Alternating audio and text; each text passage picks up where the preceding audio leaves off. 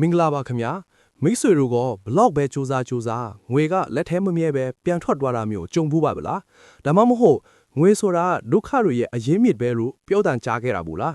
T Half E ကရေးသားထားတဲ့ Secrets of the Millionaire Mind တန်းကျွယ်သူတွေစိတ်ဓာတ်ဤလူဝတ်ချက်များစာအုပ်ဟာငွေကြီးနဲ့ပတ်သက်တဲ့စိတ်နေစိတ်ထားကိုပြောင်းလဲပေးနိုင်တဲ့ကမ္ဘာအယောင်ဆုံးစာအုပ်တစ်အုပ်ဖြစ်ပါတယ်စာဖတ်သူတွေအတွက်ဘ ഹു တုတအဖေအောက်ပါအတိုင်းအနှစ်ချုပ်တင်ပြပေးလိုက်ပါတယ်ဒီစာအုပ်ရဲ့အထူးကဆိုလိုရင်းကမင်းရဲ့အပြင်ဘက်ငွေကြေးအောင်မြင်မှုဟာမင်းရဲ့အတွင်းပိုင်းကငွေကြေးဆိုင်ရာပုံစံငယ် Money Blueprint အတော်မှာပဲမူတည်နေတဲ့အပိုင်းတစ်ဆင့်တင်းရဲ့ငွေကြေးဆိုင်ရာပုံစံငယ် Your Money Blueprint ကိုအသေးစိတ်လေ့လာခြင်းကျွန်ုပ်တို့အားလုံးရဲ့စိတ်ထဲမှာငွေကြေးနဲ့ပတ်သက်ပြီးကြိုတင်သတ်မှတ်ထားတဲ့အလိုအလျောက်စနစ်တစ်ခုရှိနေပါတယ်ဒါကိုစာရေးသူက Money Blueprint လို့ခေါ်ပါတယ်အိမ်တအိမ်မဆောက်ချင်မှပုံစံကျန်းအရင်ဆွဲရတယ်လို့ပဲတင်းရဲ့လက်တွေ့ငွေကြေးအခြေအနေဟာလည်းတင်းစိတ်ထဲကပုံစံကျန်းအတိုင်းပဲဖြစ်ပေါ်လာတာပါအဲ့ဒီပုံစံငယ်ကိုအဓိကအားဖြင့်အချက်၃ချက်ကနေတဆင့်ပေါ်ဖော်ထားတာဖြစ်ပါတယ်၁နှုတ်ဖြင့်တွန်းတီးမှုများ verbal programming ငယ်စဉ်ကငွေကြေးနဲ့ပတ်သက်ပြီးတင်းမိဘဒါမှမဟုတ်လူကြီးတွေပြောခဲ့တဲ့စကားလုံးတွေဟာတင်းမသိစိတ်ထဲမှာအမြင့်တွယ်နေတတ်ပါတယ်ဥပမာငွေဆိုတာတစ်ပင်ပေါ်မှာတီးတာမဟုတ်ဘူးချမ်းသာတဲ့သူတွေကလောဘကြီးတယ်ငွေကဒုက္ခအားကမြအရင်းမြစ်ပဲလို့ပြောထန်ကြားခဲ့ရဘူးလားတယောက်မှုဟာဒီစကလုံးတွေကိုကြားဖန်များလာတဲ့အခါတင်းမသိစိတ်ကငွေရှိခြင်းဟာမကောင်းဘူးလို့မှတ်ယူသွားပြီးတင်းငွေရှာနိုင်မဲ့အခွင့်အလမ်းတွေကိုအလိုအလျောက်ပယ်ချနေတာပါတယ်နှင့်စံနမူယူခြင်း modeling ငယ်စဉ်ကတင်းမိဘတွေငွေချေးကိုဘလို့ကြိုက်တွယ်တယ်လဲဆိုတာကိုကြည့်ပြီးသင်ယူခဲ့တာပါဥပမာတင်းမိဘတွေကငွေစုတလားဒါမှမဟုတ်လက်ဖွာသလားငွေချေးကိစ္စကြောင့်အိမ်မှာအမြဲရန်ထိနေသလားတယောက်မှုဟာကျွန်ုပ်တို့ဟာတိစိတ်ကမတိလိုက်ပဲနဲ့မိဘတွေရဲ့ငွေချေးသုံးဆွဲမှုပုံစံတိုင်းလိုက်လုပ်နေတတ်ပါတယ်ဒါမှမဟုတ်မိဘတွေကငွေကြောင့်ဒုက္ခရောက်တာကိုမြင်ခဲ့ရင်ငွေချေးကိုကြောက်ရွံ့တဲ့စိတ်ဓာတ်မျိုးကိန်းအောင်နေတတ်ပါတယ်တော့ထုံးခြားသည့်အဖြစ်ပြညာ specific incidents ငွေကြေးနဲ့ပတ်သက်ပြီးငယ်စဉ်ကကြုံတွေ့ခဲ့ရတဲ့စိတ်ထိခိုက်စရာဒါမှမဟုတ်ထူးခြားတဲ့အတွေ့အကြုံများပါဥပမာငွေမရှိလို့မိမိလိုချင်တဲ့အရာကိုအဆက်တကွဲညှင်းပယ်ခံရတာမျိုးဒါမှမဟုတ်ငွေကြောင့်မိသားစုပြိုကွယ်သွားတာမျိုးပါဒီအတွေ့အကြုံတွေကငွေကြေးအပေါ်ထားတဲ့တင်းရခံယူချက်ကိုပြင်းထန်စွာရိုက်ခတ်သွားစေပါတယ်။တင်းဟာလက်ရှိမှာဘယ်လောက်ပဲစူးစမ်းတင်းရ Money Blueprint ကငွေနည်းနည်းပဲရဖို့သတ်မှတ်ထားရင်တင်းစီကိုငွေအမြောက်အများဝင်လာမှာမဟုတ်ဘူး။ဝင်လာရင်လည်းပြန်ထွက်သွားဖို့လမ်းစာကိုရှာနေမှာပါ။ဒါကြောင့်အောက်ပါအချက်၄ချက်နဲ့ပြောင်းလဲရတာမယ်။သတိပြုမိခြင်း awareness ငွေနဲ့ပတ်သက်ပြီးတင်းမှာဘလို့အယူဆအမှားတွေရှိနေလဲဆိုတာကိုအရင်ဆုံးရှာဖွေပါ။ဥပမာငါကငွေမစုတတ်ဘူးလို့ကိုသတ်မှတ်ထားသလား။နားလည်ခြင်း understanding ဒီအယူဆတွေဟာတင့်စီကမလာပဲအပြင်ဘက်တွန်တင်မှုတွေစီကလာတယ်ဆိုတာကိုနားလည်အောင်ကြိုးစားပါခွဲခြားခြင်း dissociation ဒီအယူဆအောက်တွေဟာတင့်အလက်အကျိုးမရှိတော့ဘူးဆိုတာကိုသိမြင်ပြီးမြောင်းစီကိုစွန့်လွတ်ထို့ဆုံးဖြတ်ပါကြီးညာခြင်း declaration အယူဆအသစ်တွေကိုတင်းစိတ်ထဲရောက်သွားအောင်ကိုပြန်လဲပြောကြပါဥပမာငါအမှာတန်းကျွေသူတွေစိတ်ဓာတ်ရှိတယ်လို့နေ့စဉ်ရွတ်ဆိုခြင်းမျိုးပါတင်းရဲ့အတွင်းကဘာကိုအရင်ပြင်ပဲအပြင်ကဘာကိုပြင်ဖို့ကြိုးစားတာကအတိအနက်မကောင်းတာကိုအပင်ကိုစူပူနေတယ်လို့မှာပဲအတိကောင်းခြင်းရင်အမြစ်ကိုအရင်ပြင်ရမှာကြောင်းဤကအလေးနဲ့တိုက်တွန်းထားပါပဲ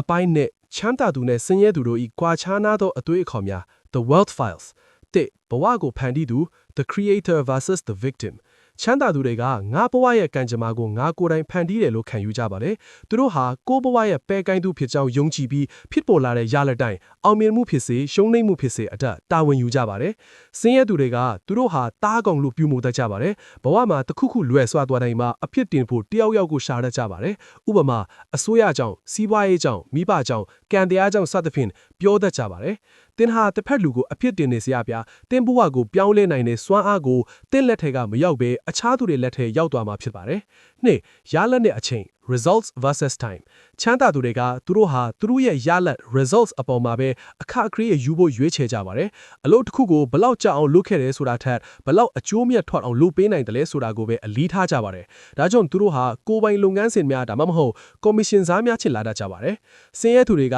သူတို့ဟာသူတို့ရဲ့အချိန်ကိုငွေနဲ့လဲညံကြပါတယ်။လကုန်ရင်လစာပုံမှန်ရဖို့ကိုပဲဦးစားပေးကြပါတယ်။သူတို့ရဲ့စွမ်းရည်ထက်အလုပ်မှာကုံဆုံးခဲ့တဲ့နာရီအရေးအတွက်အပေါ်မူတည်ပြီးငွေရချင်ကြပါတယ်။အချိန်ဟာအကန့်အသတ်ရှိပါတယ်။တင်းရဲ့ငွေဟာတင်းရဲ့အချိန်အပေါ်မှာပဲမူတည်နေမယ်ဆိုရင်တင်းရဲ့ချမ်းသာကိုယ်ပိုင်မှုဟာလည်းအကန့်အသတ်နဲ့ပဲဖြစ်နေမှာဖြစ်ပါတယ်။၃အခွင့်အလမ်းနဲ့အခက်အခဲ opportunities versus obstacles ချမ်းသာသူတွေကပြဿနာတစ်ခုကြုံလာတိုင်းဒီအထဲမှာငါအတာဘာအခွင့်အလမ်းရှိမလဲလို့ရှာဖွေကြပါတယ်သူတို့ဟာရနိုင်တဲ့အကျိုးအမြတ် reward ကိုပဲအာရုံစိုက်ပြီး NDA ကိုတွက်ချက်ပြီးရင်ဆိုင်ကြပါတယ်စင်ရဲသူတွေကအခွင့်အလမ်းတစ်ခုရောက်လာရင်လေဒါကြီးကမဖြစ်နိုင်ဘူးပါဒါကြီးက NDA များတယ်ဆိုပြီးဖြစ်လာနိုင်တဲ့အခက်အခဲတွေကိုပဲအရင်မြင်တတ်ကြပါတယ်ကြောက်စိတ်ကသူတို့ရဲ့ဆုံးဖြတ်ချက်ကိုလွှမ်းမိုးထားပါတယ်တင်ဘာကိုအာယုံဆိုင်တယ်လဲအဲ့ဒီအရာကပဲကြီးထွားလာမှဖြစ်ပါတယ်အခွင့်အလမ်းကိုအာယုံဆိုင်ရင်အခွင့်အလမ်းတွေပူများလာပြီးအခက်အခဲတွေကိုပဲအာယုံဆိုင်နေရင်အခက်အခဲတွေနဲ့ပဲပိတ်မိနေမှာဖြစ်ပါတယ်လေးကြီးကြီးမားမားတွေ့တော်ချင်း think big versus think small ချမ်းသာသူတွေကငါပလပဲအကျိုးပြုနိုင်တယ်လဲဆိုတဲ့ကြီးကြီးမားမားရည်မှန်းချက်တွေထားကြပါတယ်လူများများရဲ့ပြဿနာကိုဖြေရှင်းပေးနိုင်လေးပိုပြီးချမ်းသာလေးဆိုတာကိုသူတို့နားလည်ကြပါတယ်စင်ရဲသူတွေကကိုတယောက်တည်းအဆင်ပြေရင်ရပြီလို့ဒါမှမဟုတ်အန်ဒီရဲ့ကင်းကင်းလေးနေရမယ်ဆိုရင်ရပြီဆိုပြီးတေးသေးလေးပဲတွေးကြပါတယ်ကြီးကြီးမားမားတာဝန်ယူရမှာကိုကြောက်ပါတယ်ကဘာကြီးကတေးသေးလေးတွေးနေတဲ့သူတွေနဲ့ပြည့်နေပါပြီကြီးကြီးမားမားတွေးတော့ပြီးအခြားသူတွေကိုအကျိုးပြုဖို့ကြိုးစားခြင်းဟာတင်းဘဝကိုစိတ်ပိုင်းဆိုင်ရာရောရုပ်ပိုင်းဆိုင်ရာပါကျွဲဝါစေမှာဖြစ်ပါတယ်အခြေခံကမင်းရဲ့အတွေ့ကမင်းရဲ့ခံစားချက်ကိုဖြစ်စေတယ်ခံစားချက်ကလှုပ်ဆောင်မှုကိုဖြစ်စေတယ်လှုပ်ဆောင်မှုကတော့မင်းရဲ့ရလဒ်ပဲဆိုတဲ့အချက်ပါပဲချမ်းသာတဲ့ရလဒ်လိုချင်ရင်ချမ်းသာတဲ့သူတွေတွေးသလိုအရင်ဆုံးတွေးတိုးတတ်သူလိုအပ်ကြောင်းဤကအလေးနဲ့တိုက်တွန်းထားပါတယ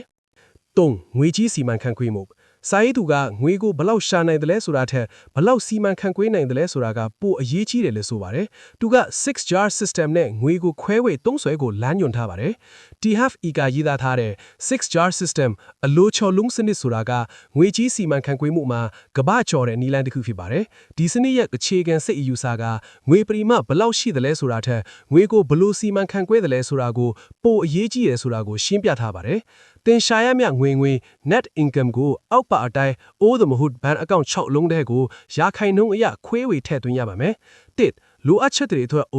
NEC necessities 55ရာခိုင်နှုန်းဒါကတော့နေ့စဉ်ရှင်းတန်းရည်ဖို့အထက်မရှိမဖြစ်လိုအပ်တဲ့အသုံးစရိတ်တွေဖြစ်ပါတယ်ဥပမာအိမ်လကစားစရိတ်ရေကုန်မိကုန်ဖုန်းဘီလ်တွာလာစရိတ်နဲ့အကျွေးစရမှာဖြစ်ပါတယ်တင်ငွေတဝက်ကိုကပဲအခြေခံလိုအပ်ချက်အတွက်သုံးပြီးကျန်တဲ့ကိုစုဆောင်းနိုင်ဖို့ဖြစ်ပါတယ်။နှင့်ငွေကြေးလွတ်လပ်မှု FFA Financial Freedom Account 30ရာခိုင်နှုန်းဒါကတော့ရွှေဥပေးမဲ့ငန်းလေးလို့တင်ချကြပါတယ်။ဒီအိုးထဲကပတ်စံကိုဘယ်တော့မှထုတ်မသုံးရပါဘူး။ဥပမာရင်းနှီးမြှုပ်နှံမှုများ stock တင်ချေမီရွေလုပ်ငန်းတင်များအနာဂတ်မှာအလုပ်လုပ်เสียမလို့ပဲဒီအိုးထဲကထွက်လာတဲ့အကျိုးအမြတ် passive income နဲ့တင်ရပ်တည်နိုင်ဖို့အတွက်ဖြစ်ပါတယ်။3ရေရှည်စုဆောင်းမှု